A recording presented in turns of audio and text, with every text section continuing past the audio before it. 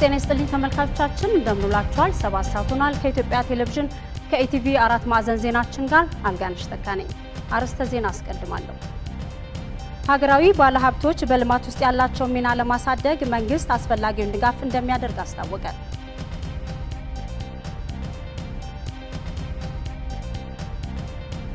ባለፉት 3 ዓመታት የፌደራሊዝም ስርዓቱ ላይ ተጠናከረ ስራ ባለመሰራቱ የተለያዩ ፈተናዎች ያጋጠሙ መሆናቸው ተጠቆመ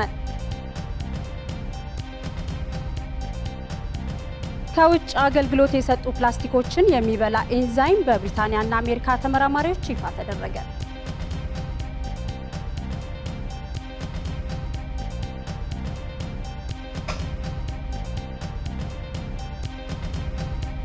አብራችን ቆዩ ጠቅላይ ሚኒስትር ዶክተር አብይ አህመድ የንግዱ ማህበረሰብና ባለሀብቱ የግሉ ዘርፍ የልማቱ አንቀሳቃሽ መሆኑን በማሰብ ከመንግስት ጋር በቅርበት እንዲሰራ ጥሪ ያቀረቡ ጠቅላይ ሚኒስትር ዶክተር አብይ አህመድ ከንግዱ ማህበረሰብና ከባለሀብቱ ተወካዮች ጋር ትላንት ውይይት አድርገዋል መቅደስ ጥላውን ተጨማሪ ዘገባ አላት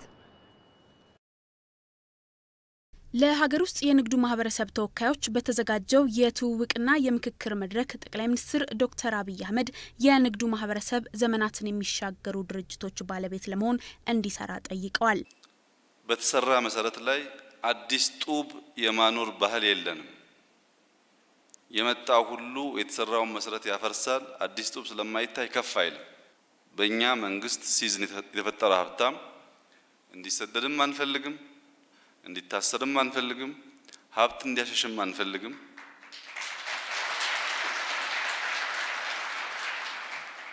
ሚናውን በትክክል አውቆ እንዲጫወት ነው የምንፈልገው የሚመጣው መንግስት እንደዛ እንዲያስብ ነው አንዱን እያፈረሰ የመሄድ ባህልና ልምምድ እንደ ሀገር ከፍተኛ ጉዳት ያመጣ ስለሆነ መቆም አለበት ብለን እናምናለን ይህ ባህል ግን የመንግስት ብቻ አይደለም የሀብታሙም ጭምር ነው ለ100 ዓመት የቆየ ካምፓኒ ኢትዮጵያ ውስጥ የለም ጠንካራ አባት ካለ የሚያወርሰው ገንዘብ እንጂ ስነምግባር ስላልሆነ እሱ ሲሞት ሀብቱ ይጠፋል በሀገሪቱ ከገጠመው የውጭ ምንዛሪ ጥረት ጋር ታይዞ ያለውን የውጭ ምንዛሪ በአግባቡ ለመጠቀም መንግስት የድርሻውን ይወጣል ባለሀብቱም ከብክነት የጸዳ አሰራር በመጠቀም መንግስትን ሊያገዝ ይገባል ብለዋል አብዛኛው የመንግስት ባለስልጣን ይሰበሰባል ውጭ ሀገር ይሄዳል ይሰበሰባል ውጭ ሀገር ይሄዳል ውጭ ሀገር መሄዱ በቫኬሽን ችግር የለውም ግን በመንግስት ገንዘብ ሲሆን ሃርድ ከረንሲ ይጠይቃል በከፍተኛ ደረጃ የተግባባንበትና ማዕቀብ የሚጣልበት ኤሪያ የውጭ ጉዞ ነው ሌላም በጣም በርካታ ብክነቶች አሉ የናንተ ግን እንደ ኤግዛምፕል ለማንሳት ነዳጅ ለምሳሌ ኢትዮጵያ ውስጥ የመኪና ቁጥር እያደገ ነው ይታወቃል እያደገ ያለው የመኪና ቁጥርና የነዳጅ ፍላጎታችን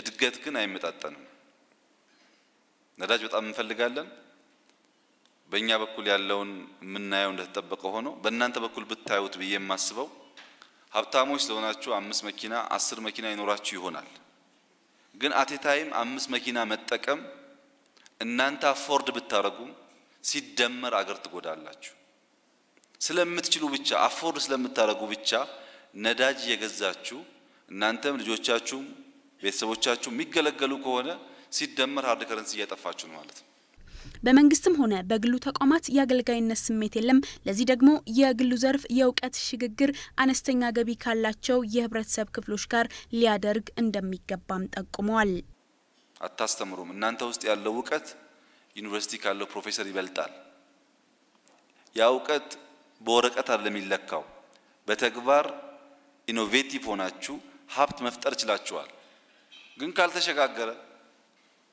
እናንተ ዘላለማዊ ስላልሆናችሁ ስለምታልፉ ይቀራል ያ ነገር ማሸጋገሪያው መንገድ አነስተኛ ኢንካም ያላቸው የማህበረሰብ ክፍሎች አልፎም ቢሆን እየሄዱ ኤክስፒሪየንስ ሼር ማድረግ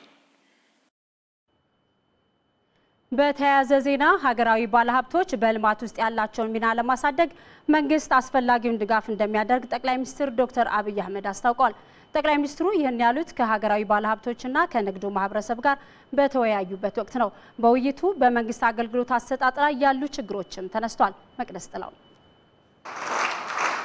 ጠቅላይ ሚኒስትር ዶክተር አብይ አህመድ ከንግዱ ማህበረሰብና ከባለሀብቱ ጋር ባደረጉት ውይይት የንግዱ ማህበረሰብ በመንግስት ትኩረት ሊሰጣቸው ይገባል ያላቸውን ነጥቦች አንስቷል። የውጭ ምንዛሬ አቅርቦትና አጠቃቀም ችግር፣ የገንዘብና የፋይናንስ አቅርቦት፣ ያልተገባ የንግድ ተወዳዳሪነት፣ የኢንቨስትመንት ዋስትና ለመኖርና የመንግስት አገልግሎት አሰጣጥ ችግሮች በዋናነት ተነስተዋል። ጠቅላይ ሚኒስትሩም ከንግዱ ማህበረሰብ ለቀረቡ ጥያቄዎች ምላሽ ሰጥተዋል። አዲስ አበባ መሬት አስተዳደር ውስጥ ሰው ነው ያለው መንፈስ ነው ያለው ማመልከቻ ጽፈን ሂደቱ ሁሉ ጠብቀን እንሄዳለን እውነቴን ነው የምላችሁ ማንንም ኦፌንድ ለማድረግ አይደለም የ4 አመት በሳምንት 3 ቀን አዲስ ምስክሮች አሉኝ እዚህ ውስጥ አዲስ አበባ መዘጋጃ ቤት የምመላለስ ሰው ነኝ በሳምንት 3 ቀን ይሄድኩ ተመላልሼ ውጤት አላገኘሁኝም የመሬት ጥያቄ ያላቸው ሰዎች ከመሬት ጋር ተያይዞ 5 አመት 10 አመት 15 አመት ተቸገርን ሰዎች በአንድ ስም ሊስታቸውን ካደረጋችሁ በኋላ በቅርቡ የሚቀጥለው ሳምንት ውስጥ ቀን አመቻችተን ከንቲባው የሚመለከታቸው ሰው ጋር መጥተው ያነጋግራቸዋል ያኔ እንደኔ ሳይሆን ዝርዝር ኬዙን አቅርቡላቸው የሚዲያ ሰዎች ደግሞ እዚህ ያላችሁ የሚጠየቀውን የሚመለሰውንም አስተላልፉት እኛም እንድንሰማ በዛው ማለት ነው እዛው ውስጥ ከሚነሳው ጥያቄና ከሚመለሰው ተነስተን ምናግዘው ካለ እኛም ለማገዝ እደሰታል በቆዳ ንግድና በስጋ ንግድ ላይ ያለን እስተ ስንት ይሆናል እንደቀላል አድርጌ 40,000 እና እስተ 50,000 ይሆናል አሁን ግን ይሄ ፋብሪካችሁ ይዘጋል እየተባለ ስጋ ላይ ነው ያለነው የአካባቢ ጥበቃ ይሄው ክቡር ሚኒስትር የሚያጋል ጊዜ ስጡን ማጣሪያ እየመጣ ነው ጊዜ ስጡን ብንል ያው የሚመክሰው የለም እሺ እየተባለ ያው እንግዲህ ሰራተኛውም አለ እቃ ብዙ አሰናል 30 ሚሊዮን 40 ሚሊዮን ያመጣለ ያንን ግን የአካባቢ ጥበቃ ሱሪ ባንገት ያረገን ነው የጊዜ ጉዳይ ከሆነ ጊዜው እንነጋገራለን እናንተ ግን ከዚህ የኬሚካል ኢንዱስትሪ ሰዎች ሊያግዙኝ ይችላሉ ኢትዮጵያ ውስጥ በኬሚካል ኢንዱስትሪ ላይ የተሳተፋችሁ ሰዎች የናንተን ጥቅም ብቻ ሳይሆን አካባቢ ላይ ጎረቤት ላይ ያለውን ዳሜጅ ማየት አለባችሁ ብዙ ሰው የተቸገረ ነው የናንተን ጥቅም ስንጠብቅ የነዛን ዳዎች ጉዳይ አይመለከተንም ካል መንግስት መሆን አንችልም ጊዜ ሰጣችኋለን በፍጥነት ኬሚካል ትርፎች ከናንተ የሚተረፈ ምርቶች ሳይድ ኢፌክት ያላቸው ስለሆኑ አካባቢ ጎረቤትን ወይም ደግሞ ከናንተ ዝቅ ብሎ ያሉ ማህበረሰብን እንዳይጎዱ ማድረግ የናንተ ማላፊነት ነው በእናንተም በውጮቹ ስለዚህ ባላንስ አድርገን ጊዜ ሰጣችኋለን በፍጥነት ግን ቢታረም ጥሩ ነው ሜካናይዜሽን እንቆልፎ ያለው ምንድነው ሜካናይዜሽንን ባለማወቅ የተነሳ ሜካናይዜሽን የፋይናንስ ችግር አለበት የፖሊሲ ችግር አንድ ገበሬ ትራክተር ሊገዛ ሲፈልግ የቀረጥ ነፃ መብት የለውም ኢንቨስተር አለው ገበሬው ግን የለውም ይሄንን እንኳን መፍታት ለሐለፉት 20 አመታት ውስጥ ያልተቻለበት ሁኔታ ነው ሜካናይዜሽን አገልግሎት የሚሰጥ አንድ ሲምፕል ምሳሌ ልስጥና ገበሬ እህሉን ጭኖ ከተማ ሲያመጣ በትራክተር ካመጣ ቫት ይከፍላል በትራንስፖርት ባይሱሱ ከጫነ ቫት አይከፍልም ደሚወስደው የእርሻ የክስካሶ የዘር የማጨድ አገልግሎት ገበሬው ቫት ይጠየቃል ዲስከሬጅ እየተደረገ ነው በግብርና የተነሳውን ሐሳብ ብንወስድ የሶማሌ በረሃ የአፋር በረሃ ከራያ ጀምሮ ኦል ዘ ዌይ ዳውን ያለውን በረሃማ አካባቢዎች በኢሪጌሽን ማልማት ብንችል ኢትዮጵያ እንኳን ራሷን በጣም ብዙ መገብ ትችላለች ኢትዮጵያ ውስጥ ግብርና ማለት የደጋ አካባቢ ግብርና ብቻ ነው እንጂ በረሃን መቀየር አይደለም ይሄ ደግሞ በተደጋጋሚ የታረሰ ከመሆኑ የተነሳ የደከመ ከመሆኑ የተነሳ የሚሰጠው ምርት በጣም ዝቅተኛ ነው በረሃዎቻችንን ማየት ይፈልጋል ኢሪጌሽን መጀመር ያስፈልጋል ሜካናይዜሽን መጀመር ያስፈልጋል እኛ ስንገባበት ግሉ ሴክተር የሚያነሳው ችግር አብሮ እየታየ ይሄዳል አሁን በእኛ እቅድ ውስጥ ቅድሚያ የሰጠነው ምናሻሽለው ስትራክቸር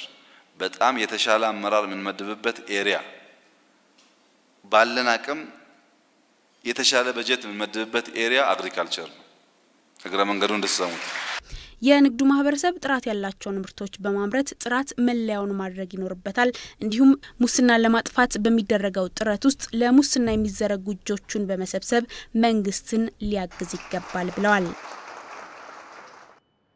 ጠቅላይ ሚኒስትር ዶክተር አብይ አህመድ ከሀገር ውስጥ ባለሀብቶች ጋር ባደረጉት ውይይት ላይ የተሳተፉ የተለያዩ የንግድ ማህበረሰብ አባላት አሁን በተጀመረው ሀገራዊ የለውጥ እንቅስቃሴ ውስጥ የበኩላቸው ሚና እንደሚወጡ ነው የተናገሩት። መቅደስ ጥላውን አነጋግራቸዋለች። አስተያየታቸው እንደሚከተለው ይቀርባል። እኛም ሙሉ ለሙሉ ዝግጁ ነን ሀገሪቱን ለመደገፍ ምንም ጥያቄ የለውም እና ሀገሪቱን ካልደገፈን እኛም ራሳችን ማደግ አንችልም እና ያው ብዙ ነገሮች ተነስተዋል። ኮራፕሽን ላይ አሁን ለምሳሌ ክቡር ሚኒስትሩ ትብብር ከንግድ ማህበረሰቡ ከፍተኛ ትብብር እንደሚያስፈልግ አንስተዋል። ይህም ጉቦ መስጠት ሰጪ ከሌለ ተቀባይ አይኖርም። ስለዚህ ባለሀብቱ ከዚህ አይነት ተግባር መቆጠብ ትልቅ ተሳትፎ ነውና ትልቅ ውጤት ያስገኛል። ተጋገዝ ሁላችንም በጋራ እንስራ የሚለው ይሄ በጣም ደስ የሚያሰኝ ንግግር ነው። ከአንድ መንግስት የሚጠበቀው ትክክለኛ ሀሳብ ነው። ሌላው ከተናገሩት የነበረውን ነገር አጥፍቶ አንድ መንግስት ሲመጣ አንድ መንግስት የነበረውን አጥፍቶ ሌላውን ሲተካ ሀገርን መገንባት ሳይሆን ማፍረስ ስለሆነ ከነበረበት ቀጥለን የሚሻሻለውን እያሻሻልን በጋራ እንሄዳለን የሚለው ይሄ በጣም ደስ የሚያሰኝ ነገር ነው። ከመድረኩ የተነሳ አንድ ሀሳብ አለ። ክቡር ጠቅላይ ሚኒስትሩ ባለፉት ቀናቶች ወደ ስልጣን በመጡበት ባለፉት ቀናቶች ውስጥ ብዙ ነገሮችን ተስፋ ገብተዋል፣ ይፈጽሙታል ወይ የሚል ጥያቄዎች ሲነሱ ነበር ከመድረኩና እኔ በግል ያለኝ አስተያየት እሳቸው ያው ሀሳብን ያፈልቃሉ። በዙሪያቸው ያሉት የካቢኔ አባላት፣ ሚኒስትሮች፣ ባለሙያዎች ብሎም የህብረተሰብ ክፍል ሁሉም ካልደገፋቸው ሀሳባቸው ሀሳብ ሆኖ ነው የሚቀረውና ሁሉም እንደዜጋ የበኩሉን ይወጣ የሚል መልእክት ነው ማስተላለፈው። መብራት እያየን ነው እንግዲህ መብራት ሲበራ ጊዜ ይፈጃል እና እኛም ጊዜ መስጠት አለብን። ያንን ጊዜ ሰጥተን ሁሉ ነገሮች ይሳካሉ ብለን እንገምታለን። ተመልካቾቻችን በዚህ ጉዳይ ላይ ተጨማሪ መረጃ ልታደርሰን ሪፖርተራችን መቅደስ ጥላውን እዚህ ስቱዲዮ ነው የምትገኘው። ከሷ ጋር ቆይታ ይኖርናል። መቅደስ እንደምናልሽ? እንደምንሻል አልጋንሽ። መልካም። ትናንትና ያው ጠቅላይ ሚኒስትር ዶክተር አብይ አህመድ ከተለያዩ የንግዱ ማህበረሰብ አባላት ጋር ተወያይተዋልና እስቲ አንቺም ዜናዎችን አድርሰሽናልና እስቲ ከዜናው ባሻገር ምን ጉዳዮች ተዳሰሱ በስፋት በተለይ ደግሞ የውጭ ምንዛሪ በተመለከተ ምን የተነሱ ነጥቦች ነበሩ? መልካም። እንዳጠቃላይ እንግዲህ ዜናዎቹ ላይ ሲጠቀሱ የነበሩ ሀሳቦች እንዳሉ ሆነው ከዜናዎቹ ባሻገር ሌሎች ከፍተኛ ትኩረት ተሰጥቷቸው ውይይት የተደረገባቸውን ነጥቦችን ለማንሳት ሞክራለሁ። ለምሳሌ የውጭ ምንዛሪ ጉዳይ በከፍተኛ ትኩረት ውይይት ሲደረግበት የነበረ ጉዳይ ነው። በንግድ ዘርፍና ማህበራት ምክር ቤት አማካኝነት ከቀረቡ 5 ነጥቦች መካከልም የመጀመሪያው ነው የውጭ ምንዛሪ አቅርቦትና አጠቃቀም ጉዳይ። ያ ማለት እንግዲህ የሀገር ውስጥ ምርትና ምርታማነትን ማሳደግ ሲቻል የሰብል ምርቶችን ሳይቀር ዘይትን ጨምሮ ከውጪ ማስገባታችን እየጎዳን ነው የሚል ሀሳብ ተነስቷል። መሰረታዊ ላልሆኑ ቁሳቁሶች የውጭ ምንዛሪ አሁንም ድረስ እጥረት አለብን እያለን ባለንበት ወቅት ነው እየወጣ ነው የሚሉ ሀሳቦች ተነስተዋል። ለዚህ ለውጭ ምንዛሪ እጥረት ጋር አጠቃቀም ጋር ተያይዞ ጠቅላይ ሚኒስትሩ የሰጡት ምላሽ ምንድነው?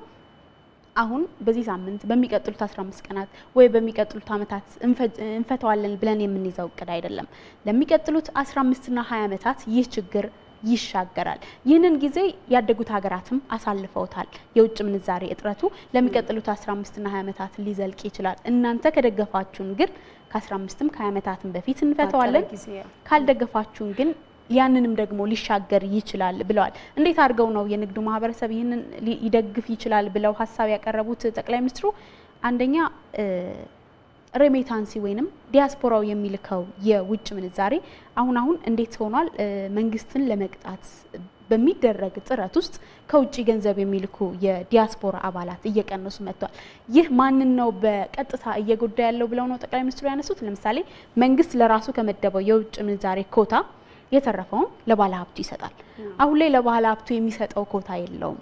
ባለሀብቱ ልማቱ እንዳይሻገር ያደርጋል ማለት። ባለሀብቱ ደግሞ ከፍተኛ ሀብት አለው ብለን የምናስበው ባለሀብት ደግሞ ብላክ ማርኬት ላይ ሄዶ እየገዛ እየተጠቀመ ነው። አሁን በጣም እየተጎዳ ያለው ግን በአነስተኛ የውጭ ምንዛሬ ንግዱን እየሰራ ያለው አነስተኛ ነጋዴ ነው። ስለዚህ ዲያስፖራው ማንን ነው እየጎዳ ያለው? መንግስትን ሳይሆን እንደ ሀገርንና አነስተኛ ንግድ ላይ ያለውን የህብረተሰብ ክፍል ነውና እናንተ የንግዱ ማህበረሰብ አባላት እንደ አንድ አምባሳደር ሆናችሁ ከውጭ ማህበረሰብ ጋር ያለውን ነገር ልታስተካክሉ ይገባል የሚል ሐሳብ ሰጥቷቸዋል።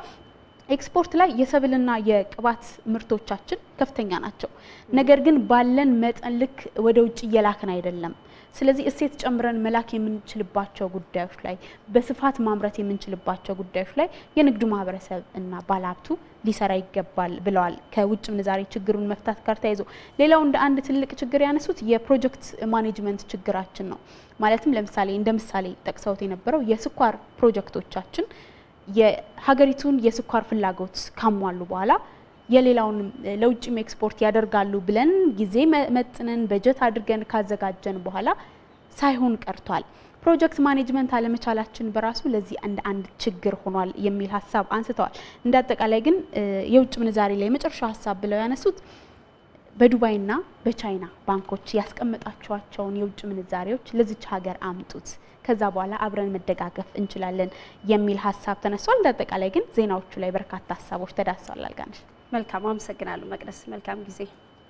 ተመልካቾች ወደ ቀጣዩ ዜና አልፋለሁ። በኢትዮጵያ ሲቪል አቪዬሽን የበረራ ተቆጣጣሪ ሰራተኞች ችግር የተነሳ በአዲስ አበባ ቦሌ ዓለም አቀፍ አውሮፕላን ማረፊያ ተፈጥሮ የነበረው የበረራ አገልግሎት መስተጓጎል መፈታቱን የስራ ኃላፊዎቹ ገልጸዋል። ከባለስልጣኑ ባገኘነው መረጃ መሰረትም አሁን ላይ አውሮፕላኖቹ መንቀሳቀስ ጀምረዋል። በረራዎቹም ሰዓታቸውን ጠብቀው እየተጓዙ ነው። አውሮፕላን ማረፊያውም ወደ መደበኛ ስራው ተመልሷል። ተመልካቾቻችን በዚህ ጉዳይ ላይ ተጨማሪ መረጃ ሊያደርሰን ሪፖርተራችን ዳንኤል ኃይሌ አሁን አዲስ አበባ ቦሌ ዓለም አቀፍ ኤርፖርት ይገኛል። ከሱ ጋር ቆይታ ይኖርናል። ዳንኤል እንደምንልሃል፣ እስቲ ቀደም ሲል የተገለጸው ችግርና አሁን ተፈቷል የተባለው ችግር በዋናነት መንስኤው ምን ነበረ? እንደምንዋልሽ አልጋነሽ። አሁን የምገኘው እንግዲህ የአዲስ አበባ ቦሌ ኢንተርናሽናል አውሮፕላን ማረፊያ ነው። እዚህ ከደረስንበት ምናልባትም ከ30 ከ40 ደቂቃ በፊት ጀምሮ ያለው የአየር እንቅስቃሴና መስተንግዶ በአግባቡ እየተካሄደ እንደሆነ ነው ያስተዋል ነው። አውሮፕላኖች በአግባቡ በሰዓታቸው ይነሳሉ፣ ያርፋሉ። ወደ ሁሉም አውሮፕላን ጣቢያዎች የሚደረጉ ጉዞዎች በሙሉ በተያዘላቸው ጊዜ እየተከናወኑ መሆኑን ማስተዋል ችያለሁ። ቀደም ሲል ግን ከ3 ሰዓት ተኩል እስከ 4 ሰዓት ተኩል ወይንም ደግሞ ከ3 ሰዓት እስከ 4 ሰዓት ተኩል ባለው ጊዜ ለ1 ሰዓት ተኩል ያህል መደበኛ የሆነ የበረራ እንቅስቃሴ ሊከናወን አልቻለም፣ ተቋርጦ ነበረ። ይህም የሆነበት ምክንያት እንግዲህ ከሲቪል አቪዬሽን ባለስልጣን ያገኘሁት መረጃ እንደሚያሳየው በሲቪል አቪዬሽን የስራ ክፍል የበረራ ደህንነት መቆጣጠሪያ ክፍል ወይም ደግሞ የአየር ትራፊክ መቆጣጠሪያ ክፍል ውስጥ የመጣው የመመሪያ ለውጥ በሰራተኞች ላይ ጫና የሚፈጥር ነው፣ ቅሬታም የሚያስነሳ ነው በሚል በተፈጠረው ችግር በሰራተኞች ላይ የነበረው ቅሬታ ነው ለ3 ሰዓት እስከ 4 ሰዓት ተኩል ባለው ጊዜ መደበኛ የሆነ በረራ ሊከናወን ያልቻለው። በዚህ ጉዳይ ላይና ተጨማሪ መረጃዎችን ሊሰጡን አብረውኝ እዚህ አንድ እንግዳ ጋብዣለሁ። በኢትዮጵያ ሲቪል አቪዬሽን ባለስልጣን የኤር ናቪጌሽን ምክትል ዋና ዳይሬክተር አቶ ሽመልስ ከብረአብ ተጨማሪ መረጃዎች ይሰጡናል። አቶ ሽመልስ እንግዲህ እጅግ በጣም አመሰግናለሁ። ምንድነው ምክንያቱ ከጠዋቱ 3 ሰዓት እስከ 4 ሰዓት ተኩል የነበረው በረራ መስተጓጎልና መቋረጥ ምክንያቱ ምንድነው? ዘርዘር አድርገው ያጫው። ለበረራው መስተጓጎል ዋናው ምክንያት በመመሪያ የምንፈጽማቸው በመንግስት መመሪያ የምንፈጽማቸው እነኛ በተለይም በፐብሊክ ሰርቪስ የኦቨርታይም ክፍያ እንዲሁም ደግሞ ሌሎች የስትራክቸር እና የደሞዝ ጥያቄ እነኚህ ያመጡት ችግሮች ናቸው። እነኛን ደግሞ ህጋዊ በሆነ መንገድና ፕሮሰስ ወደ የሚጠየቁበት ቦታዎች ሁሉ እየጠየቅን ያለ ነው።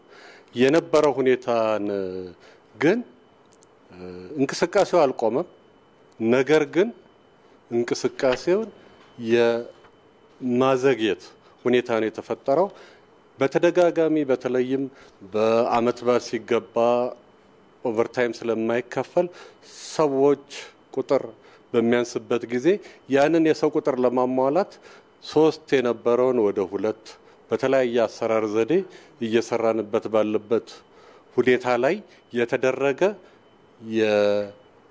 የማዘግየት ሁኔታ ነው የተፈጠረው። ያንንም እየሰራን እንጠይቃለን እንጂ ትክክል እንዳልሆነ ደጋግመን አሳውቀናል።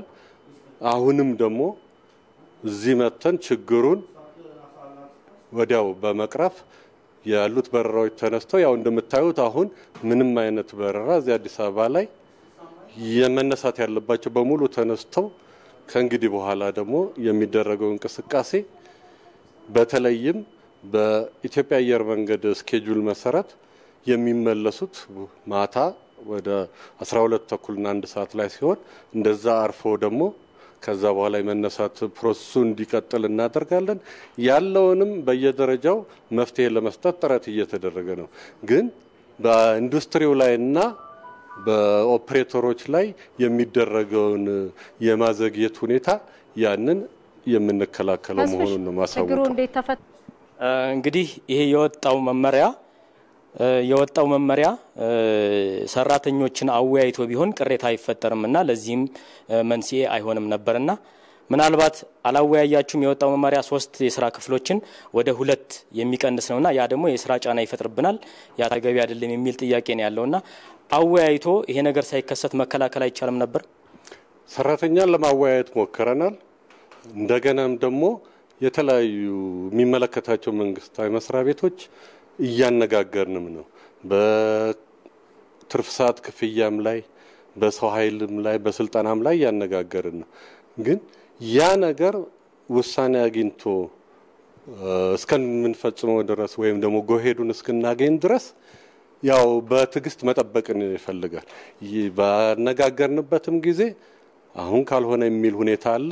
ያ ሊሆን የሚችለው የሚፈቅደው ክፍል ሲፈቅድ ብቻ ነው። ያ የጊዜ ጉዳይ ነው የምለው እንጂ ሰራተኛውን አወያይተናል። ችግሩን ደግሞ ሁሉንም የሥራ ሂደት ሁሉንም በየደረጃው ያለ እንቅስቃሴ አፌክት እንዳያደርግ ከ3ቱ ክፍሎች መሀከል ላይ ያለው አንዱን ክፍል የአፕሮች ክፍል የምንለውን እሱን ለጊዜው በኤሪያው ክፍል ተሰርቶ ጋፑ እንዲሸፈን ነው ያደረግነው። እናመሰግናለን አቶ ሽመልስ። እንግዲህ ተመልካቾቻችን እንደምንመለከተው የአየር ትራፊክ ቁጥጥር ስራው በአግባቡ እየተከናወነ ነው። እንደሚታወቀው ቦሌ ዓለም አቀፍ አውሮፕላን ማረፊያ በቀን 250 በላይ በረራዎችን የሚስተናገዱበት ነው። በአመት ደግሞ ከ1.6 ሚሊዮን የሚልቁ ደንበኞችን የሚያስተናግድ ነው። በአጠቃላይ የዚህን አውሮፕላን ማረፊያ በአግባቡ ስራ ማከናወን መቻል ለኢኮኖሚውም ለዘርፈ ብዙ እንቅስቃሴዎችም አስተዋጽኦ አለው። እናመሰግናለን። አመሰግናለሁ ዳንኤል። መረጃዎች እንደሚያሳዩት ለድንገተኛ አደጋዎችና ሌሎች ተያያዥ ሕክምናዎች በየዕለቱ ከ20 ከረጢት በላይ ደም ያስፈልጋል። ሆኖም በበጎ ፈቃድ ወይም ደም የመለገስ ልምድ ከጊዜ ወደ ጊዜ ቢሻሻልም አሁንም በተፈለገው ደረጃ በቂ አይደለም። በሌላ በኩል ግንዛቤውን ለማዳበር የደም መስጫ ማዕከላትን ማስፋፋት እንደሚጠበቅ ነው በጎ ፈቃደኛ ደም ለጋሾች የሚናገሩት። አዲስ ህይወት ተስፋዬ ዝርዝር አላት። ወይዘሮ እቴቱ ወርቁ የካንሰር ህመምተኛ ናቸው። ከ3 ዓመታት በፊት የህክምና ክትትል ማድረግ እንደጀመሩ ይናገራሉ። አሁን ትንሽ የጤናውን እየተዛባ በመምጣቱ ምክንያት ብዙ ደም እንደወስድ ሆኗል። ከ10 ዩኒት በላይ ደም ያው ህብረተሰቡ በለገሰው ነው እኔም እንድጠቀም የሆንኩት። እኔና እንደኔ አይነት ሰዎች ብዙ ደም የሚያስፈልጋቸው ሰዎች ስላሉ ጤናማ የሆነ ሰው ኢትዮጵያዊ የሆነ ሰው ሁሉ ቢለግስ እኔም እግዚአብሔር ፈቅዶ አንድ ቀን ጤነኛ ሆኜ እንድለግስ ያደርገኝ ይሆናል ብዬ አስባለሁ። ልክ እንደ ወይዘሮ እቴቱ ሁሉ ሌሎች የካንሰር ህመምተኞች በየጊዜው የኩላሊት እጥበት የሚያከናውኑ ታካሚዎች፣ በአደጋና በወሊድ ምክንያት ብዙ ደም የሚያስፈልጋቸው ሰዎች፣ የደም መርጋት ችግር ያለባቸው ታካሚዎች በየጊዜው ደም ከሚያስፈልጋቸው መካከል ተጠቃሽ ናቸው። የደም ግፊት ቆንጆ ነው፣ መለከስ ይችላል። አቶ አንሙት አንዳርጌ ለ82ኛ ጊዜ በበጎው ፈቃድ ደም በመለገስ ማህበራዊ ኃላፊነታቸውን እየተወጡ ይገኛሉ። በየ3 ወሩ መስጠት ለኔ ሱስ ነው። እንደሱ ነገር ነው። ምክንያቱም ይለወጣል በአዲስ ስለሚተካ እኔ ግን ባወጣው በሰጠው ምንም ማለት አይደለም። ከዛ በኋላ እንደሱስ ነው እየቆጠርኩት እኔ እንትን ብለው መስጠው። ለ78ኛ ጊዜ ደማቸው ለመለገስ የመጡት አቶ ዮሐንስ መኮንንም ያለምንም ወጪ የሰውን ህይወት ከመታደግ የበለጠ እርካታ የለም ይላሉ። ላንድ ለማናቀው ሰው በኔ ደም ህይወቱ የሚለወጥ ከሆነ ህይወቱ የሚተርፍ ከሆነ የሚሻለው የሚድን ከሆነ የአንድን ሰው ህይወት ማትረፍ የአንድ ሰው ብቻ አይደለም የቤተሰቡን ህይወት ማትረፍ ነው የሚያሳድጋቸው ልጆች ህይወት ማትረፍ ነው በየዕለቱ ከ200 ከረጢት በላይ ደም ቢያስፈልግም በቀን ግን ከዚህ ቁጥር በታች እንደሚሰበሰብ ከደም ባንክ ያገኘነው መረጃ ያመለክታል አረሽ ኔጌቲቭ የሆኑ ደሞችን ሁሉ ጊዜ ምጥራት ይኖረናል ምክንያቱም ይሄ ሰው ላይም በአጠቃላይ ህብረተሰቡ ላይ አረሽ ኔጌቲቭ ደም ያላቸው ሰዎች አነስተኛ ስለሆኑ በቁጥር ማለት ነው አረሽ ኔጌቲቭ ደሞች ላይ ስፔሲፊካሊ ደግሞ ኦ ኔጌቲቮች በጣም ያንሱናል እጥረት ይኖርብናል በየጊዜው የሚያስፈልገውን የደም መጠን ለማግኘት አሁን ካለው አንድ ቋሚና 6 ተንቀሳቃሽ የደም መስጫ ማዕከላትን ማስፋትና ተደጋጋሚ የግንዛቤ ማስጨበጫ ስራ መስራት እንደሚገባ በጎ ፈቃደኞቹ አሳስበዋል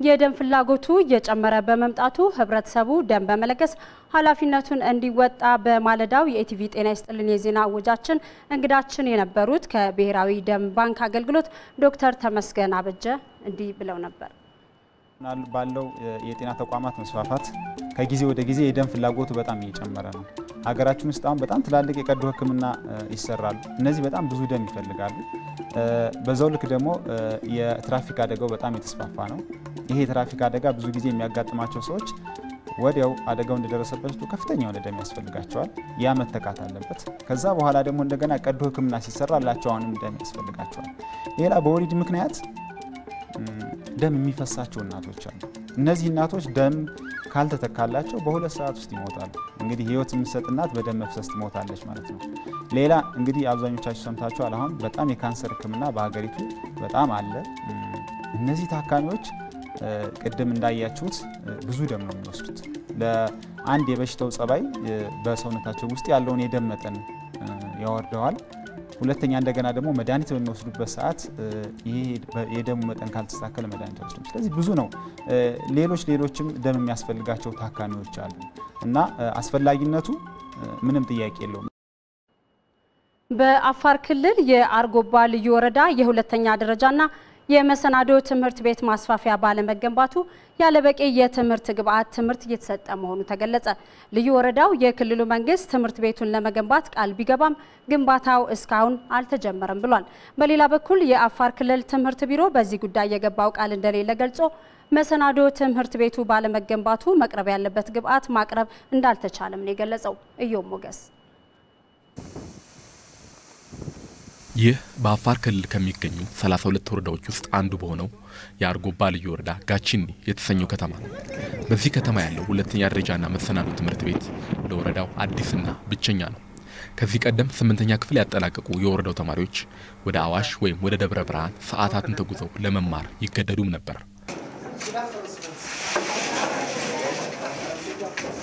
ሆኖ በ2004 ዓ.ም በከተማው በሚገኘው አንደኛ ደረጃ ትምህርት ቤት ባሉ ክፍሎች የሁለተኛ ደረጃ ትምህርት ቤት እንዲከፈቱ ተደርጓል የሁለተኛ ደረጃ ትምህርት ቤት መከፈት ተማሪዎች ርቀው እንዳይጓዙ ቢያስችልም አስፈላጊው ግብዓቶች አልተሟሉም በሚል ቅሬታ ይቀርብበታል ይህ ቅሬታ ምላሽ ሳያገኝ በዘንድሮ ዓመት በተመሳሳይ ግቢ ያለ ማስፋፊያ ግንባታ በትምህርት ቤቱ የመሰናዶ ትምህርት ተጀምሯል አሁን ላይ ትምህርት ቤቱ 4657 የመጀመሪያ ደረጃ እንዲሁም 288 የሁለተኛ ደረጃና መሰናዶ ተማሪዎችን በሁለት ፈረቃ ያስተምራል መማር ማስተማሪያ ክፍሎች ራሳቸው በቂ አይደሉም ህንጻው ደረጃውን የጠበቀ አይደለም ላቦራቶሪ ሙሉ በሙሉ የለም ላይብረሪ ሙሉ በሙሉ የለም የመሰናዶ ትምህርት ቤቱ በቂ ዝግጅት ባለመደረጉ ለተማሪዎች ጥራቱንና ደረጃውን የጠበቀ ትምህርት መስጠት አላስቻለም ከዚህም በተጨማሪ በአንድ ክፍል ውስጥ እስከ 85 ተማሪ እንዲማሩ ምክንያት ሆኗል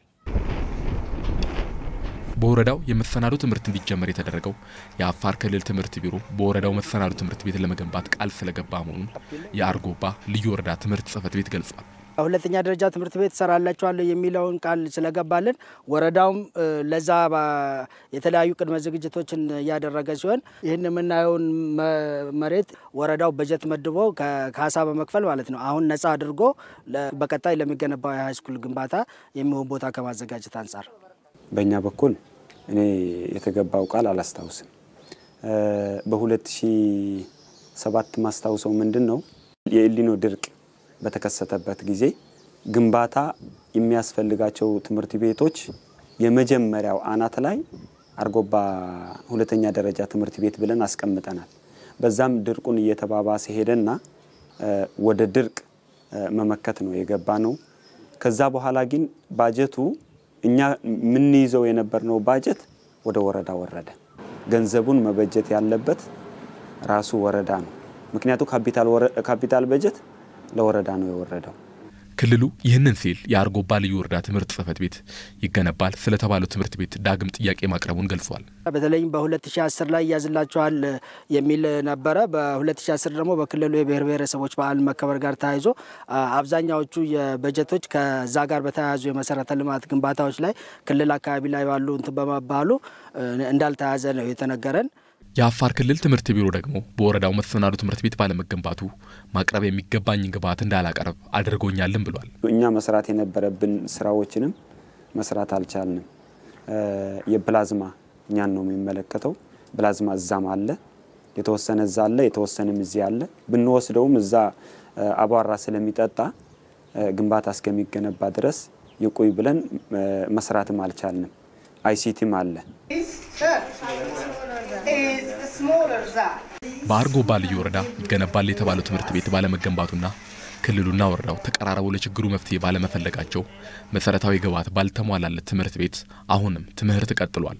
ለዚህ ችግር ፈጣን መፍትሄ ያለመቀመጡ ግን 288 የሁለተኛ ደረጃና መሰናዶ ተማሪዎች ማግኘት የሚገባቸውን የተግባርና የተሟላ የንድፍ ሐሳብ ትምህርት እንዳያገኙ ምክንያት ሆኗል። የ2010 ሶስተኛው የኦሮሚያ ከተሞች የምግብ ዋስትናና የስራ ዕድል ፈጠራ ምክር ቤት ጉባኤ በአዳማ እየተካሄደ ነው። በጉባኤው ላለፉት 9 ወራት የወጣቶችን የስራ አጥነት ችግር ለመፍታት የተከናወኑ ተግባራት ቀርበዋል። በዚህም 1 ሚሊዮን ለሚሆኑ ወጣቶችና ሴቶች ወደ ስራ ለማስገባት ታቅዶ ከ700 ሺህ በላይ የሚሆኑ ወጣቶችን ወደ ስራ ማስገባት ተችሏል።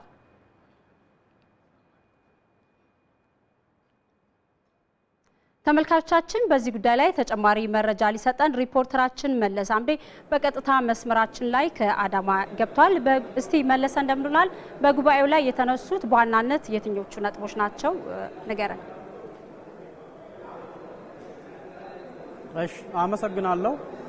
ለመግለጽ እንደሞከርሽው የ2010 ሶስተኛ መደበኛው በኦሮሚያ ክልል የከተሞች የስራ ዕድል የምግብ ዋስትናና የስራ ዕድል ፈጠራ የምክር ቤት ጉባኤ ዛሬ ተካሂዷል። በዚህም ባለፉት 9 ወራት የተነሱና የተከናወኑ ተግባራት ተገምግመዋል በምክር ቤቱ አባላት ማለት ነው።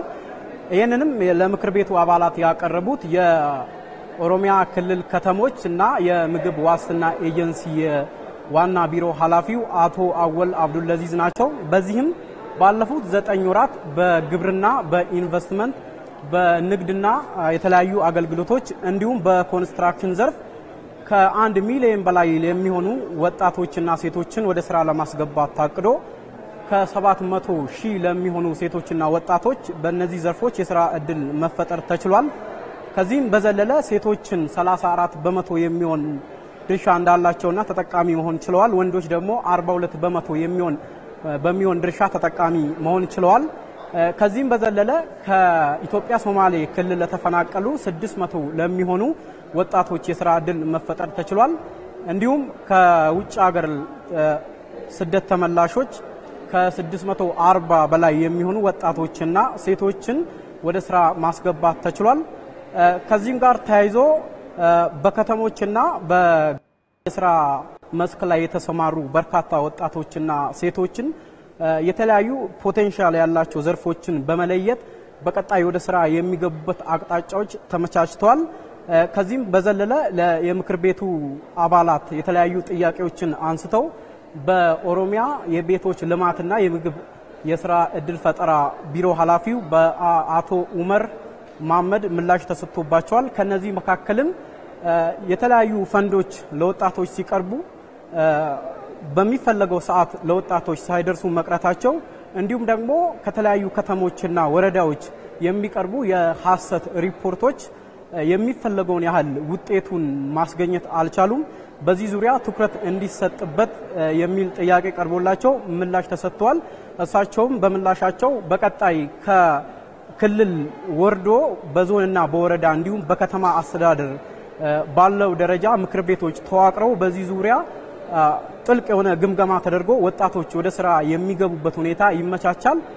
እንዲሁም ደግሞ የተለያዩ ፈንዶች ቀርበው ለወጣቶች የቀረቡ ብድሮች እና ከዚህም በዘለለ የተለያዩ ትራክተሮች እና መሰል ንብረቶች ለወጣቶች ተሰጥተው በቴክኒክ ብልሽትና በተለያዩ ጉዳዮች ለአገልግሎት ሳይበቁ የቀሩትን ትኩረት ተሰጥቶባቸው ወጣቶቹ በቀጣይ በዚህ ዘርፍ ላይ በትኩረት ተሰማርተው ውጤታማ እንዲሆኑና አልባሌ የሆነ ወይም ደግሞ ሳይጠቀሙ ወደ ዕዳ የሚገቡበት መንገድ ተገምግሞ ከዚህ ተግባር ወጣቶች ብድሩን አግኝተው በእንደዚህ አይነት መልኩ ወጣቶችን ወደ ዕዳ የሚያስገቡ የብድር አሰጣጥ ሁኔታዎች ተስተካክለው በቀጣይ እንደሚስተካከሉም በመድረኩ ለምክር ቤቱ አባላት አቅርበዋል። እንዲሁም በቀጣይ ከዚህ የበለጠ ወጣቶችን ወደ ስራ ለማስገባት አማራጭ ይሆናሉ የተባሉ ዘርፎች በምክር ቤቱ አባላት የተጠቆሙና ከዚህም ባሻገር በክልሉና በከተማ አስተዳደሮች ወደ ስራ ይገባሉ የተባሉ ዘርፎች ተለይተው በትኩረት የሚሰጥባቸው ይሆናል ብለዋል። በዚህ ውይይት ላይ የቀረበውን ሪፖርት ተከትሎ ሞዴል የሆኑ ከተሞችና የከተማ አስተዳደሮች እንዲሁም ደግሞ እድሉን አግኝተው ሳይጠቀሙበት የሚፈለገውን ያህል ወጣቶችና ሴቶችን ወደ ስራ ሳያስገቡ የቀሩ ክልሎች፣ ዞኖችና የከተማ አስተዳደሮች ተለይቷል። በዚህም የኦሮሚያ ልዩ ዞን የፊንፊኔ ዙሪያ ልዩ ዞን ከዞኖች የተሻለ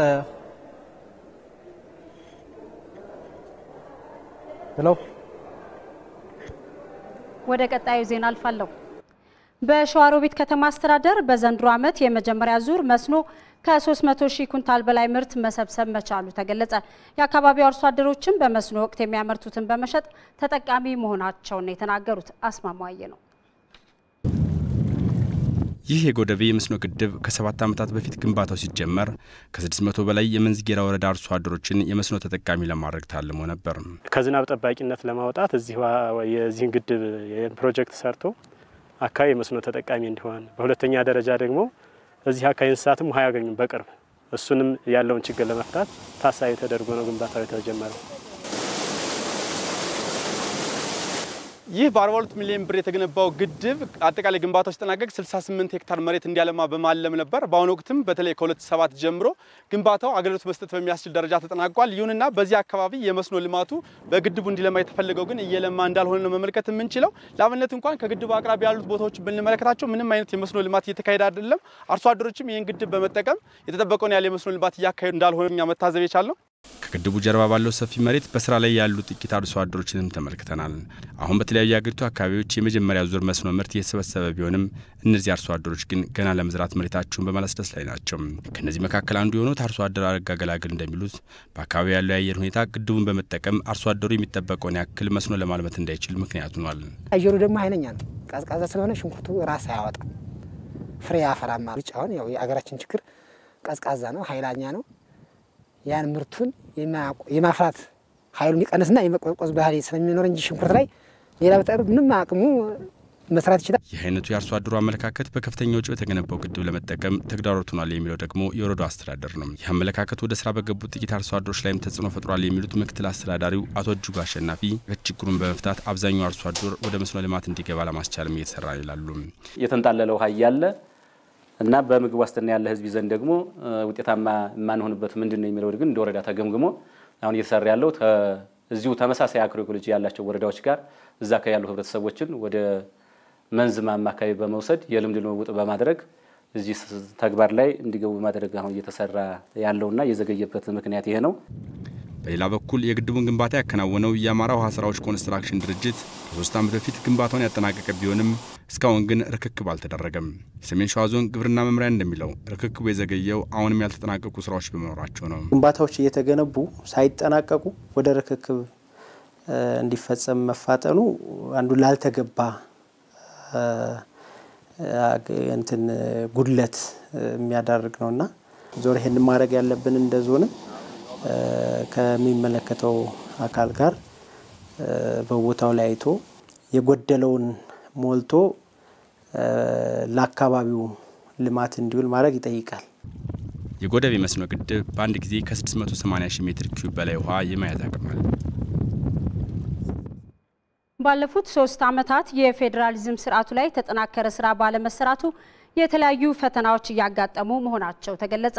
የፌዴራሊዝም ስርዓቱ ራስን በራስ የማስተዳደር ስኬት ቢኖረውም እንኳን በህዝቦች ትስስር ላይ አጥጋቢ ስራ አልተሰራም ተብሏል።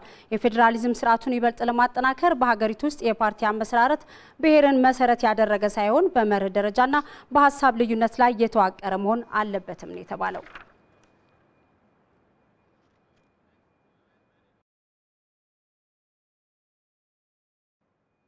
ተመልካቾቻችን በዚህ ጉዳይ ላይ ተጨማሪ መረጃ ሊሰጠን ሪፖርተራችን ይመራደም በቀጥታ መስመራችን ላይ ይገኛል። ይመር እንደምኗል። እስቲ በውይይቱ ላይ የተነሱ በዋናነት የተነሱ አንኳር ነጥቦችን ንገረን።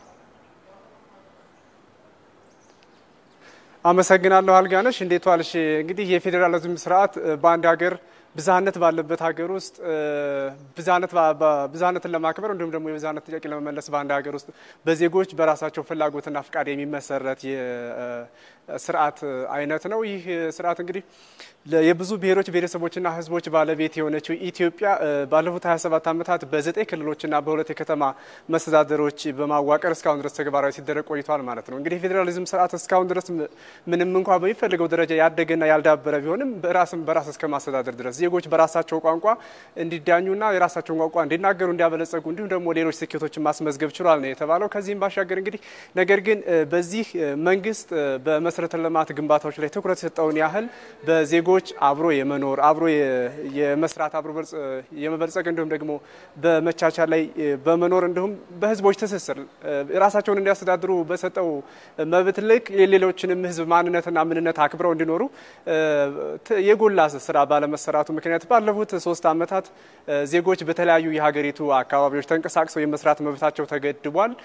ከዛም ባሻገር በሚኖሩበት ክልል አንዱ መጤ አድርጎ በማየት ከክልሎች እስከ ማፈናቀል ድረስ በመሰራቱ የፌዴራል ስርዓቱን አደጋ ላይ የሚጥል ስራ ባለፉት 3 ዓመታት ተስተውሏል ነው የተባለው። እንግዲህ የፌዴራሊዝም ስርዓት በባህሪው በአግባቡ ካልተሰናገደና በአግባቡ ካልተያዘ ደግሞ እስካሁን ድረስ መንግስት በርካታ ወጪዎችን አውጥቶ የገነባቸው የመሰረተ ልማቶችን ጨምሮ ሀገርን እስከ መበታተን ድረስ የሚደርስ ነው ማለት ነው። ለምሳሌ በአንድነት ጉዳይ ላይ አሁን የታላቁ የኢትዮጵያ ህዳሴ ግድብን ስናነሳ የኢትዮጵያ ብሔሮች ብሔረሰቦችና ህዝቦችን አንድነት ያጠናከረ ፕሮጀክት ነው እየተባለ የሚወራለት እንኳን አሁን ላይ ግን በዚህ በላላ የፌዴራሊዝም ስርዓትና ዲሞክራሲ ስርዓት ግንባታ ላይ አሁን ላይ በሚስተዋሉ ችግሮች ይህ አሁን ተጠናክሮ ካልቀጠለ ግን እስከዚህ ድረስ አደጋው እንደሚደርስ ነው በዚህ በውይይቱ ላይ የተነሳው ማለት ነው። ግን በዚህ በውይይት ላይ እንግዲህ የተፎካካሪ ፓርቲዎች ተሳትፎ ነበር። እነሱ ያነሱት ለምሳሌ የክልል የሚባለው ነገር መዋቅር ቢቀር ያ ማለት በክፍለ ሀገር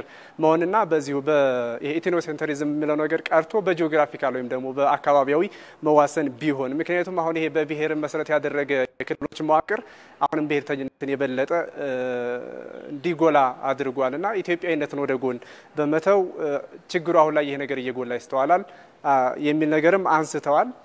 እንግዲህ ይህንን ጨምሮ ሌሎችም በርካታ ጠንከር ያሉ ጉዳዮች ተነስተዋል። በዚህ ውይይት ላይ በማታ የዜና ወጃችን ይህንን አካተን ይዘን የምንቀርብ ነው የሚሆነው። አልጋነሽ እስከዛው አመሰግናለሁ ይመር። የታላቁ የኢትዮጵያ ህዳሴ የኤሌክትሪክ ኃይል ማመንጫ ግድብ ግንባታ 7ኛ ዓመትን ኩዌት የሚኖሩ ኢትዮጵያውያንና ትውልደ ኢትዮጵያውያን በኩዌት የኢፌዴሪ ኤምባሲ በተለያዩ ዝግጅቶች አክብረውታል። በዝግጅቱ በቦንድ ግዥና በስጦታ 107150 የአሜሪካን ዶላር ተሰብስቧል። በኩዌት የኢፌዴሪ ኤምባሲ ልዩ መልእክተኛና ባለሙሉ ስልጣን አምባሳደር አብዱልአዚዝ አህመድ ዜጎችን ደረጃ በደረጃ ተጠቃሚ የሚያደርግና በተለይ መካከለኛ ገቢ ካላቸው ሀገራት ተርታ ለማድረስ የሚያስችሉ በርካታ የኃይል ማመንጫ ፕሮጀክቶች እየተገነቡ ነው ብለዋል። የታላቁ የኢትዮጵያ ህዳሴ የኤሌክትሪክ ኃይል ማመንጫ ግድብም ግዙፍ ኢኮኖሚውን ከግብርና መር ወደ ኢንዱስትሪ መር ለማሸጋገር በሚኖረው ፋይዳ ከፍተኛ ግምት የሚሰጠው ፕሮጀክት መሆኑን ተናግረዋል። ከኤምባሲው የተገኘው መረጃ እንደሚያሳየው የግድቡ ግንባታ ከተጀመረበት ጊዜ ጀምሮ በኩዌት ከሚኖሩ ኢትዮጵያውያንና ትውልደ ኢትዮጵያውያን ከ3.5 ሚሊዮን ዶላር በላይ ድጋፍ ተደርጓል። ግድቡ ለሀገሪቱም ሆነ ለቀጠናው ሀገራት የላቀ ጠቀሜታ ያለው በመሆኑ በውጭ ሀገራት የሚኖሩ ኢትዮጵያውያንና ትውልደ ኢትዮጵያውያን ለግድቡ ግንባታ ከሚሰጡት የሞራልና የዲፕሎማሲ ድጋፍ ባሻገር በገንዘብ በሙያና በተለያዩ መንገዶች የሚያደርጉት ድጋፍ የሚደነቅ መሆኑን ጠቅሰው ይህም ሊቀጥል እንደሚገባ አምባሳደሩ ተናግረዋል። በኩዌት የሚኖሩ ኢትዮጵያውያንን በተመሳሳይ መልኩ ኢትዮጵያውያንና ትውልደ ኢትዮጵያውያን ባለፉት 7 ዓመታት ለህዳሴው ግድብ ግንባታ የሚውል ፋይናንስ በማሰባሰብ ቦንድ በመግዛትና ስጦታ በመለገስ ከፍተኛ አስተዋጽኦ አድርጋችኋል።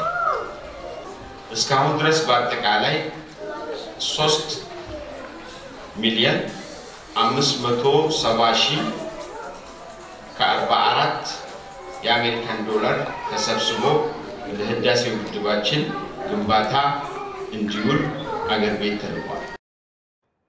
ተመልካቾቻችን በሀገሪቱ የትራፊክ አደጋ በሰውና በንብረት ላይ የሚያደርሰውን አደጋ አሳሳቢነት በተመለከተ የአብዛኛው የህብረተሰብ ክፍል ግንዛቤ ከጊዜ ወደ ጊዜ እየተሻሻለ መምጣቱን የሚያሳይ ዜና ይዘናል። ኋላ ላይ እንጠብቃችኋለን።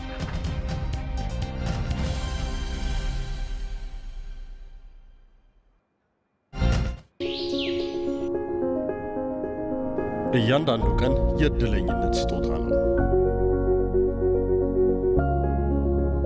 ሁላችንም እድለኞች ነን። ስኬታማ ሰዎች ግን እድላቸውን የተጠቀሙ ናቸው።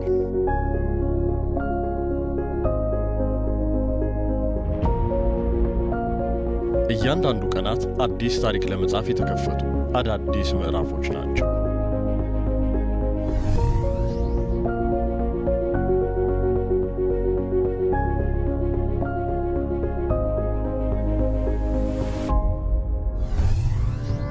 እንደ ንጹህ ወረቀት ምንም ልንጽፍባቸው እንችላለን። ምንም ላንጽፍባቸው እንችላለን። አኗኗራችን እንዳመለካከታችን፣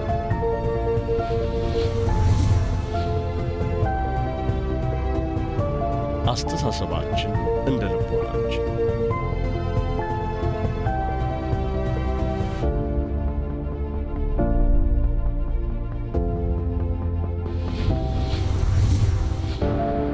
ስለ ልቦናችን ስንጠይቅ ከልባችን እንነጋገራለን።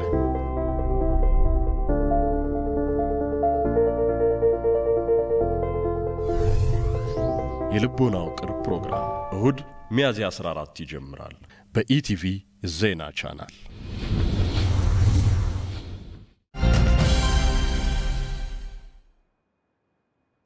ተመልካቾች የኢቲቪ 4 ማዕዘን ዜና አሁንም እንደቀጠለ ነው። አገልግሎት የሰጡ ፕላስቲኮችን የሚበላ ኢንዛይም በብሪታንያና አሜሪካ ተመራማሪዎች ይፋ ተደረገ። ኢንዛይሙ በመቶ ዓመታት ውስጥ ወደ ብስባሽነት የሚቀየረውን የፕላስቲክ ምርት በቀናት ውስጥ የሚከውን ነው ተብሏል። አዝመራ ሞሴ ከሲኤንና ከሮይተርስ የተገኘውን መረጃ እንደሚከተለው ያቀርበዋል። በዓለማችን ከ86 ቢሊዮን በላይ ሀብት ያላቸው የተለያዩ ድርጅቶች የፕላስቲክ ምርት ላይ መሰረታቸውን ያደረጉ ናቸው። እነዚህ ድርጅቶች እስካሁን እንዳመረቷቸው ከሚገመተው 8.3 ቢሊዮን ሜትሪክ ቶን ፕላስቲክ ውስጥ ከ90 በመቶ በላይ የሚሆኑት በአብዛኛው መገኛቸው በባህር ውስጥ አሊያም በወንዞችና አካባቢያቸው እንደሆነ መረጃዎች ያመለክታሉ። የአካባቢ ጥበቃ ባለሙያዎች እንደሚያስቀምጡት ከሆነ የፕላስቲክ ምርቶች አወጋገድ የተለየ መፍትሄ እስካልተሰጠው ድረስ ከ30 ዓመታት በኋላ በባህር እና ውቅያኖሶች ውስጥ ከአሳዎች ይልቅ የፕላስቲክ ውጤቶች በብዛት መገኘታቸው የማይቀር ነው። በየዓመቱ በባህር አካባቢ ውሏቸውን ከሚያደርጉ አዋፍት መካከል ከ1 ሚሊዮን በላይ የሚሆኑት የተለያዩ የፕላስቲክ ውጤቶችን በመመገባቸው ብቻ ሕይወታቸውን ያጣሉ። የአካባቢ ጥበቃ ተሟጋቾች ባለፈው 3 ወራት ውስጥ ይፋ ያደረጉት የጥናት ሪፖርት እንደሚያሳየው ደግሞ በሰላማዊ ውቅያኖስ ዳርቻዎች ብቻ ከተለያዩ ሀገራት የተለቀቁና የፈረንሳይ ሀገርን በ3 እጥፍ የሚልቁ የፕላስቲክ ክምሮች ይገኛሉ። እናም የፕላስቲክ አጠቃቀም በዚሁ ከቀጠለ በቀጣዮቹ 50 ዓመታት ውስጥ ሁሉም የባህር በር ያላቸው ሀገራት ከየትኛውም ሀገር የሚነሳ የፕላስቲክ ከረጢት በድንበራቸው ማግኘታቸው እየተለመደ ይመጣል። ጥናቶች እንደሚያመላክቱት የፕላስቲክ ውጤቶቹ በተፈጥሮ ወደ ብስባሽነት ለመቀየር ከ100 ዓመታት በላይ የሚወስዱ መሆናቸው ደግሞ ጉዳዩን አስቸጋሪ ያደርገዋል ተብሏል። ይሁን እንጂ የብሪታንያና የአሜሪካ ተመራማሪዎች አዲስ ተስፋ ይዘው ብቅ ማለታቸው እየተነገረ ነው። ተመራማሪዎቹ የቀመሙት ፒቲኤስ የተሰኘው ኢንዛይም የተለያዩ የፕላስቲክ ውጤቶችን በቀናት ውስጥ ወደ ብስባሽነት መቀየር የሚያስችል ነው ተብሏል።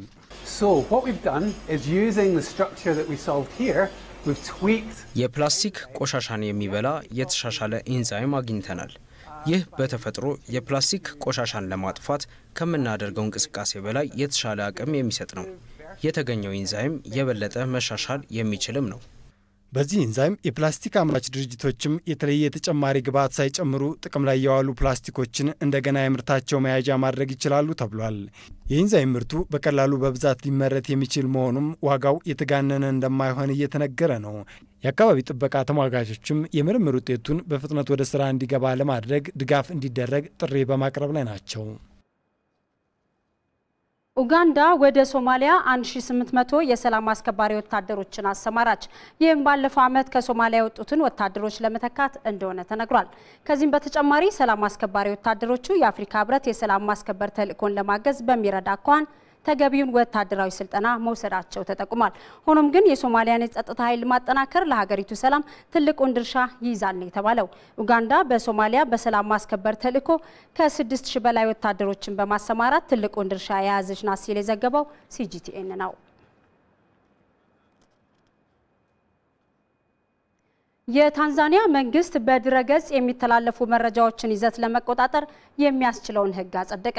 ብሎገሮችና የማህበራዊ ሚዲያ አውታር ተጽዕኖ ፈጣሪዎች የድረገጽ አካውንቶቻቸው ቀጣይነት እንዲኖራቸው የፍቃድ ማመልከቻና ሳይታቸው እንዲቀጥል ደግሞ $960 መክፈል ይጠበቅባቸዋል ተብሏል።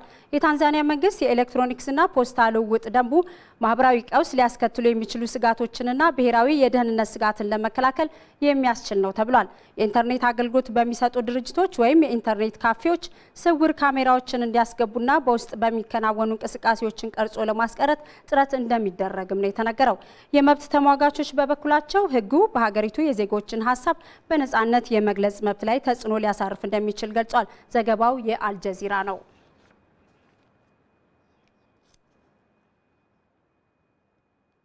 የጃፓኑ ጠቅላይ ሚኒስትር ሺንዞ አቤ ሰሜን ኮሪያን በተመለከተ በሚያራምዱት አቋም ከሀገራቸው ከፍተኛ ተቃውሞ እየገጠማቸው ነው ተባለ። ጠቅላይ ሚኒስትሩ ከቅርብ ወራት ወዲህ ከስልጣን ሊወርዱ እንደሚችሉም እየተገለጸ ነው። በዚህ ውጥረት ውስጥ የሚገኙት ጠቅላይ ሚኒስትር ሺንዞ አቤ ነገ ከአሜሪካው ፕሬዝዳንት ዶናልድ ትራምፕ ጋር ተገናኝተው ይመክራሉ ነው የተባለው። ሰመረ ምሩጽ በፍሎሪዳ በሚገኘውና የአሜሪካው ፕሬዝዳንት ዶናልድ ትራምፕ ንብረት የሆነው ቅንጡ የማር ኤላጎ ሪዞርት ማክሰኞ ዶናልድ ትራምፕንና የጃፓኑ መሪ ሺንዞ አቤን ያገናኛል። ይህ የሁለቱ መሪዎች ውይይት ከምንም በላይ ለሺንዞ አቤ ትልቅ ዋጋ ይኖረዋል። ውይይቱ አሜሪካ ከጃፓን የሚገቡ የብረትና የአልሙኒየም ምርቶች ላይ ልትጥለው ያሰበችውን ተጨማሪ ታሪፍ በተመለከተ ይመክራል። በዋነኝነት ግን በኒኩሌር ስጋትነቷ የዓለም አይን ሁሉ ያረፈባት ጃፓንና ደቡብ ኮሪያን ደግሞ በተለየ እንቅልፍ የምትነሳቸው የኪም ጆንግ ኡኗ ሰሜን ኮሪያ ርዕሳቸው ትሆናለች። የሁለቱ መሪዎች የጃፓኑ መሪ ሺንዞ አቤ የሰሜን ኮሪያ ጉዳይ መንበረ ስልጣናቸውንም ጭምር እያነቃነቀው ይገኛል። 30,000 የሚጠጉ ጃፓናውያን የፓርላማው በር ላይ በመገኘት ሺንዞ አቤ እየዋሹን ነው ይውረዱልን የሚሉ መፈክሮችን አሰምቷል። የሺንዞ አቤ ተቀባይነታቸውም ቀንሷል። በፓርቲያቸው ሊበራል ዲሞክራቲክ ፓርቲ ውስጥ በተሰበሰበ ድምጽ በስልጣን እንዲቆዩ የደገፋቸው ቁጥር 18 በመቶ ብቻ ነው። አሜሪካና ደቡብ ኮሪያ ከሰሜን ኮሪያ ጋር ያላቸው ቅራኔ መለስለስን ማሳየቱ ለድርድርም ቀን መቆረጡ ለጃፓናውያን ምቾት ነስቷል። አሜሪካን ከምንም በላይ ለሚፈልጓት ጃፓናውያን መሪያቸው ላይ ፊታቸውን እንዲያዞሩም አድርጓል። ጃፓንን ስጋት ውስጥ የምትከታት ሰሜን ኮሪያ ብቻ አይደለችም። በጊዜ ሂደት ቻይናም የጃፓን ስጋትነቷ እየጨመረ መጥቷል። ለዚህም ነው ጃፓን ሁሌም አሜሪካ ከጎኗ እንድትቆም የምትፈልገው። እንደ ቻይናው ሲጂቲኤን ዘገባ ሺንዞ አቤ ከወራት በኋላ ስልጣናቸውን ሊለቁ ይችላሉ። በጃፓን ምድር ስለ ቀጣዩ ተተኪ መወራት ጀምሯል። የአሜሪካና የደቡብ ኮሪያ ተለዋዋጭ የፖለቲካ ባህሪ የታየበት የኮሪያ ልሳነ ምድር ውጥረት ጃፓንን ቀውስ ውስጥ ከቷታል። መሪዋ ሺንዞ አቤ ላይም ሰዓቱ ወደ መጨረሻው እየቆጠረ ይገኛል። ተመልካቾቻችን ካፍታ ቆይታ በኋላ ከአራት ማዕዘን ዜናችን ጋር ተመልሰን እንገናኛለን።